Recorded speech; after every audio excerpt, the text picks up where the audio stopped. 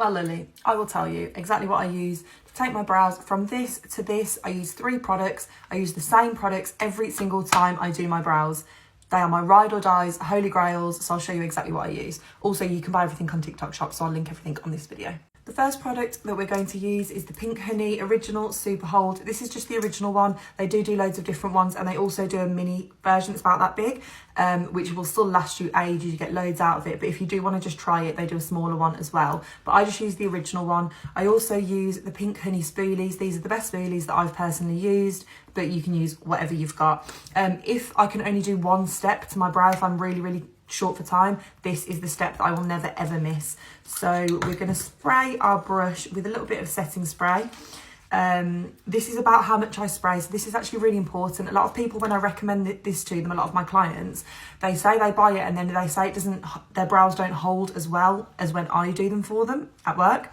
And this is why. It's because you're not getting the correct consistency. You don't want your brush too dry and you don't want it too wet. If it's too dry, it won't pick up much product. If it's too wet, the product will be too wet and it just won't stick the brow down as well. So this is about how much I spray my brush with.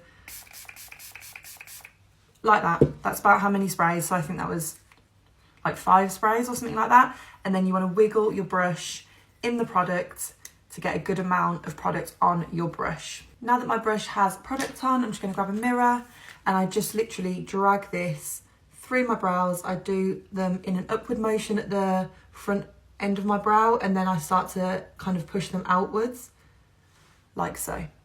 Once you've got them looking perfectly crazy, I'm going to grab my finger and just press down and flatten that brow so it's completely flat to my head.